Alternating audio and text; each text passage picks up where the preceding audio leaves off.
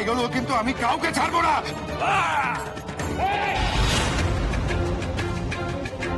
মায়ের গয়নার পরিবর্তে আর কি নিলে আপনারা সন্তুষ্ট থাকবেন আমাকে বলুন। খাজাঞ্চি খানার চাবি দিন।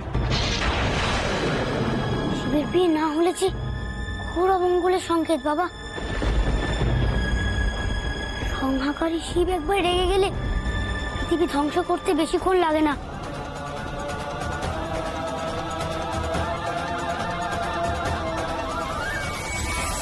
এইভাবে কেউ কারোর উপর অত্যাচার করে? হ্যাঁ, ওদের মনে কি একটু দয়া মায়া নেই গা?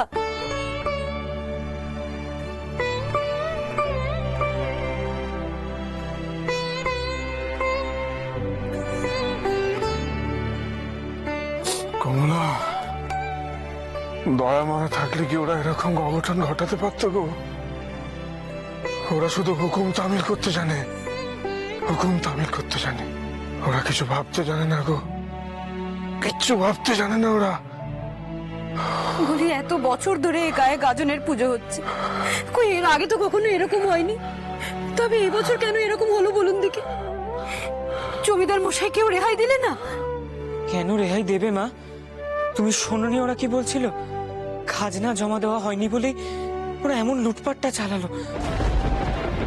তুই থাম দেখি, কিসের খাজনা? হ্যাঁ, বলি ওই কটা টাকার জন্য কেউ কাউকে এইভাবে অত্যাচার করে? আর তাছাড়া জমিদার বাবু কি টাকাগুলো না দিয়ে পালিয়ে যেতেন কোথাও? পুজোর দিনে কাটাকে একেবারে একেবারে শ্মশান বানিয়ে দিলে গা। এখনো কত কি বাকি আছে দেখার। দেখো কমলা, এই তো সবে শুরু গো, শুরু। ভুলে যেও না কমলা, আজ আজ বিয়ের লগ্নে বুড়ো শিবের বিয়ে হলো না গো। এই এই অভিশাপ থেকে কি আমরা এত সহজে রেহাই পাবো বলো? এতদিন জানতাম জমিদার মশাই আমাদের মাথার ওপর রয়েছেন ছাতার মতো, উনি আমাদের রক্ষাকর্তা। কিন্তু কিন্তু আচ্ছা দেখলাম আমাদের যে বড্ড ভয় হচ্ছে। ওনার উপরে শয়তানগুলো যেভাবে অত্যাচার করলো, এরপর এরপর আমাদের কি হবে বলুন দেখি? কমলা, শরীরের আঘাত তো তাড়াতাড়ি ঠিক হয়ে যায় গো কমলা, কিন্তু আজ এই গায়ের মানুষগুলোর মনে যে ভয় ঢুকে গেল, সেখান থেকে এরা রেহাই পাবে কি করে গো? এরপর আমাদের কি হবে বাবা? ওই শয়তানগুলোর হাত থেকে আমাদের কে বাঁচাবে? এবার তো ওরা আমাদেরকে দুর্বল ভেবে যখন তখন আমাদের উপর আক্রমণ আনতে পারে।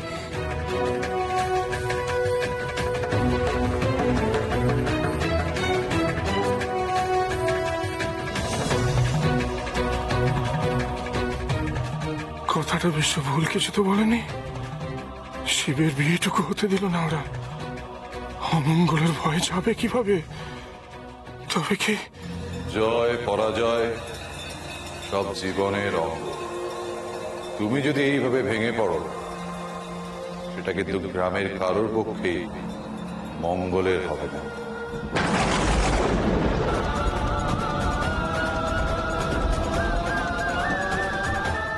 কি হলো দেবাদিদেব? তোমাকে তুষ্ট করতে তো এত বড় আয়োজন,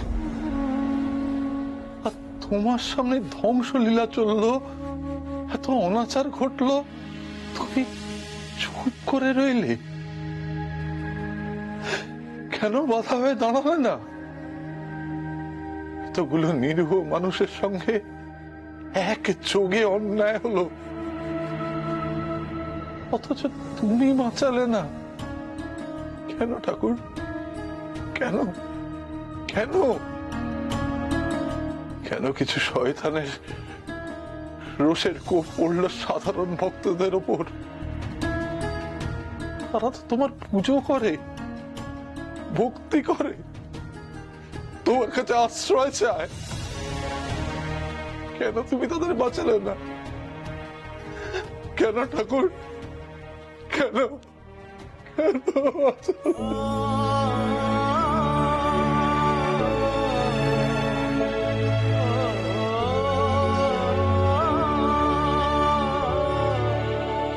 যে মানুষটা উপর থেকে এত শক্ত, এত কঠিন, তার চোখে আর জল এনে দিলে ঠাকুর।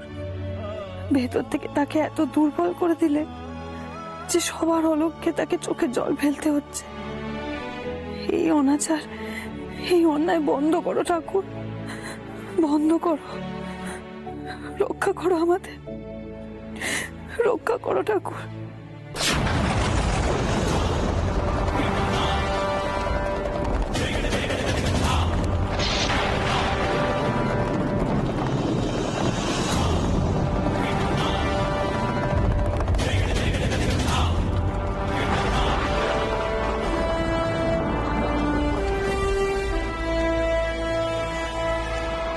শিব ঠাকুর, এমন রেগে যেও না শিব ঠাকুর। তোমার রাগের আগুনে যে সবকিছু তছনছ হয়ে যাবে। বিয়ে হয়নি বলে রাগ করেছো? আমরা তো তোমার বিয়ে দিতেই চেয়েছিলাম, কত মজা হতো বলো তো।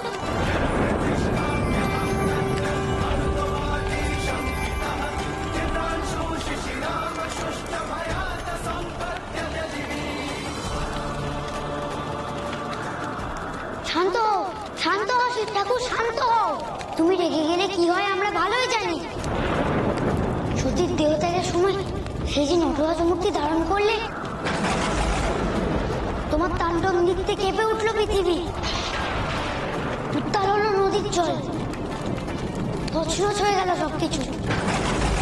জানি তোমাকে জলে ডোবালে তুমি শান্ত হবে, কিন্তু বিয়ে হয়নি বলে যে জলেও ডোবাতে পারছি না। তুমি একটা উপায় বলে দাও।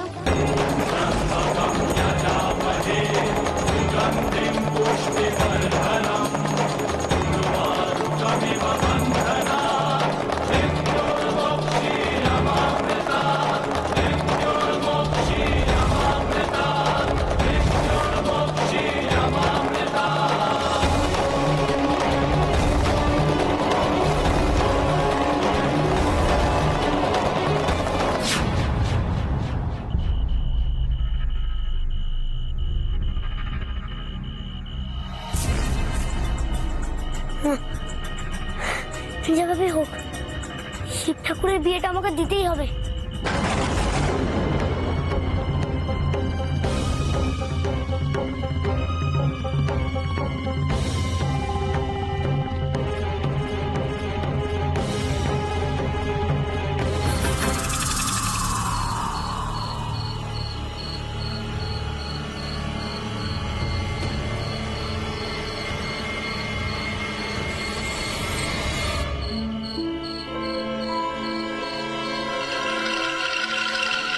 মালকুড়ি যখন পেয়ে গেছি আর এখানে নয়। সুবল কি এতই বোকা? ভোর হতে না হতেই পাখি ফুরুত হয়ে যাবে।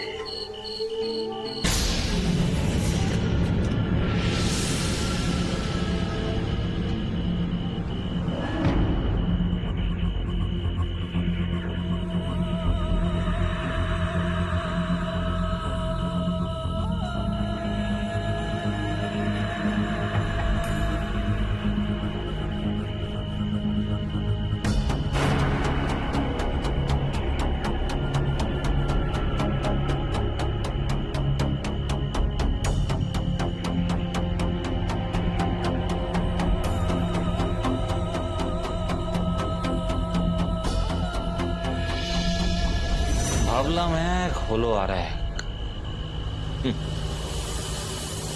বলছিলাম জাত ধন সে পায় না, নেপোয় মারে দই। যা বলতে চাও স্পষ্ট করে বলো। চারপাশে এত সব পালা বদল ঘটে যাচ্ছে আর তুমি কিছুই দেখতে পাচ্ছ না।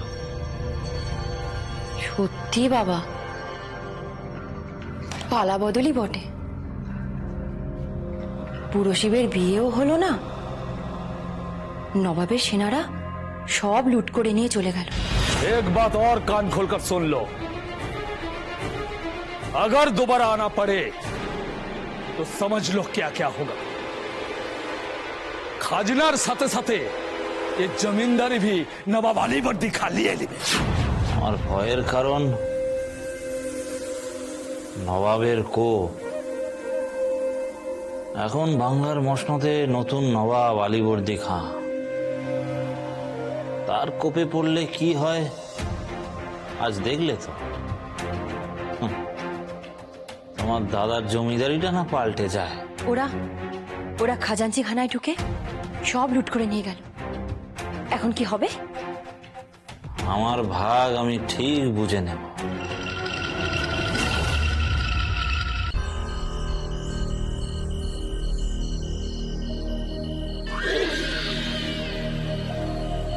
ও আপনি? ওরে বাবা, ভয় আমার দম বন্ধ হয়ে আসছিল। রাস্তা দেখালাম আমি, খাল কেটে কুমির ঢোকালাম আমি, আর আমাকেই কিনা ফাঁকি দিয়ে পালানোর ফন্দি আটছে রে। নায়েব কাকা এত রাতে এখানে কি করছে? আমার বক্সাটার দাও দেখি চাঁদু। পাবেন পাবেন, ঠিকই পাবেন। না দিয়ে কি আর পালাতে পারি?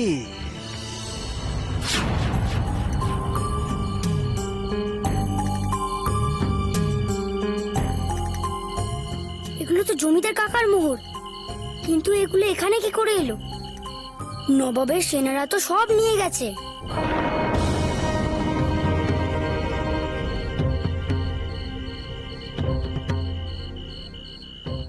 থাক, এখন এসব ভাবার সময় আমার নেই। বিয়ে দিয়ে বুড়ো শিবের আগে রাগ কমাতে হবে।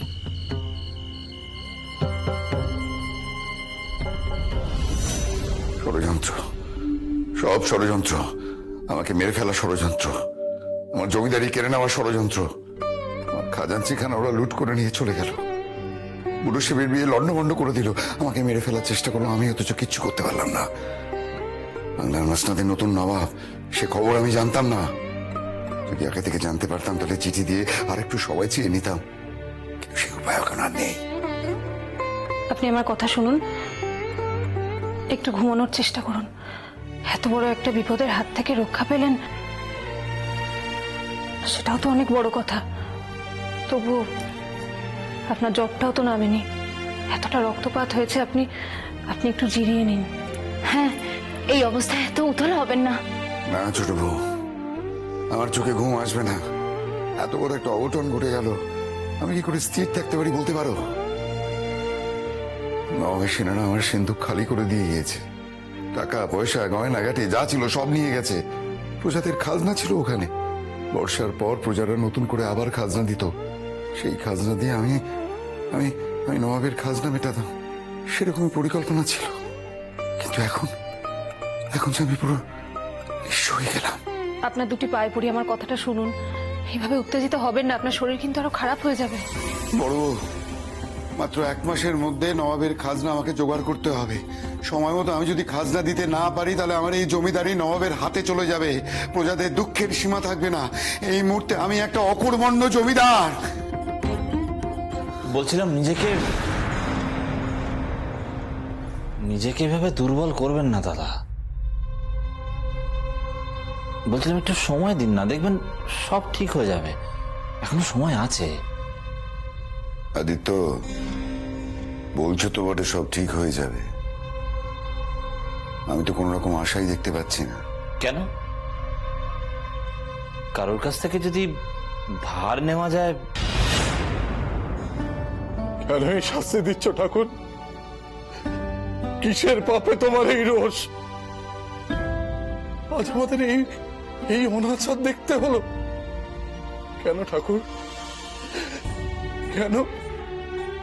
তুমিও যদি মুখ ফিরিয়ে নাও, কে দেখবে আমাদের? কে রক্ষা করবে আমাদের ঠাকুর? কে রক্ষা করবে? ভগবানই রক্ষা করবে গো।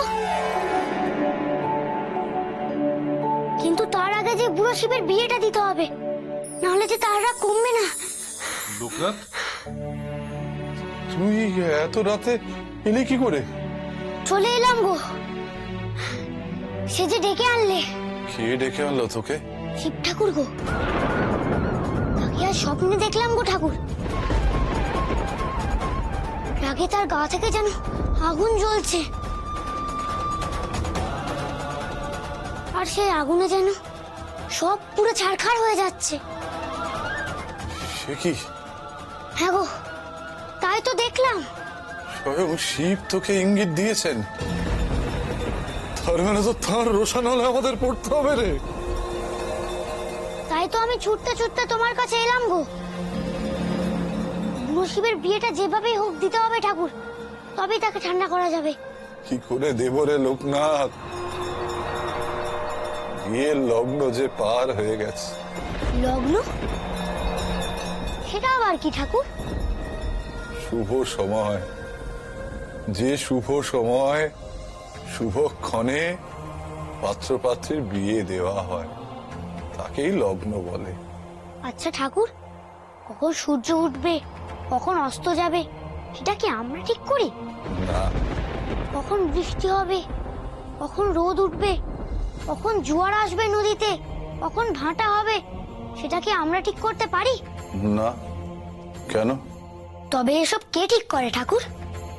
মহাকাল, মহাশক্তিরূপী মহাকালী সব স্থির করে রে লোকনাথ।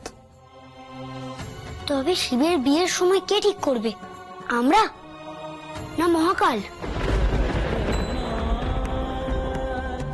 কি হলো ঠাকুর, বলো। তোর কথার মর্মার্থ আমি বুঝতে পেরেছি রে লোকনাথ। তুই আজ আমার চোখটা খুলে দিলি, তুই দিলি। কি যে বলো না ঠাকুর, এবার চলো, না হলে আবার দেরি হয়ে যাবে যে। আমি বুঝেছি রে লোকনাথ, আমি বুঝেছি। এত রাতে তুই কেন আমার কাছে এসেছিস সব বুঝেছি আমি। সব ঈশ্বরের খেলা। এখন আমার কাছে সবকিছু জলের মতো পরিষ্কার রে লোকনাথ, জলের মতো পরিষ্কার। ঈশ্বর আমার চোখ খুলে দিয়েছেন। এত কাছে তোকে দেখো আমি যে চিনতে পারিনি রে। তুই স্বয়ং যে শিব শম্ভু, তুই যে আমাদের রক্ষা কর্তা লোকনাথ, তুই আমাদের শিব শম্ভু। কি যে বলো না ঠাকুর, আর কেঁদো না, এবার চলো, না হলে আবার দেরি হয়ে যাবে যে। চলো। আরে চল চল চল, জয় শিব শম্ভু, জয় শিব শম্ভু, চল চল। বলি, জামাইয়ের কথাটা একবার ভেবে দেখতেই পারেন। না মানে ধার করে না হয় নবাবের খাজনাটা মিটিয়ে দেওয়া হবে।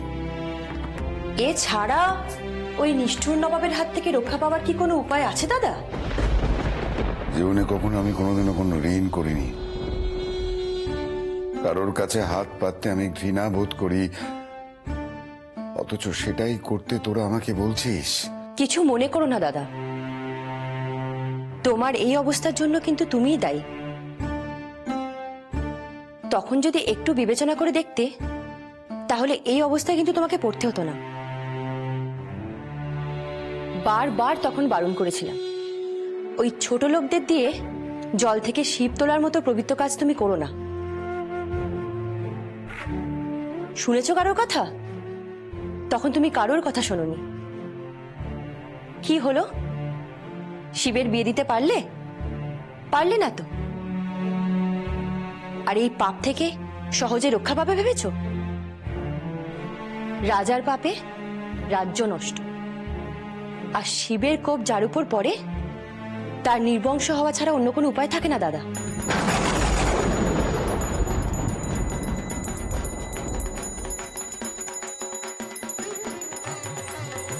নাটমন্ত্রী থেকে আসছে বলে মনে হচ্ছে। হ্যাঁ তাই তো, ওদিক থেকেই তো আসছে মনে হচ্ছে। চলো তো দেখি। চলো। আস্তে আস্তে আস্তে, সাবধান। আমি যাবো। আস্তে, পারবেন তো আপনি যেতে? আস্তে।